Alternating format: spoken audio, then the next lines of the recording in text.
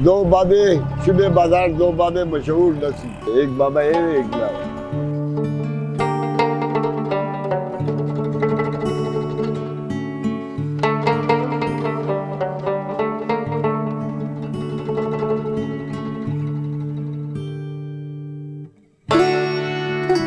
शुबे बाजार में हमारा सही चीज़ होना है, ईमानदारी का चीज़ है।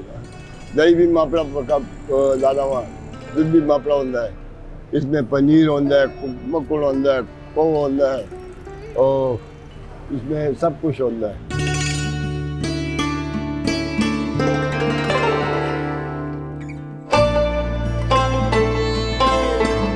कोई 7 बजे खोलना हुआ, रात 8 बजे बंद का।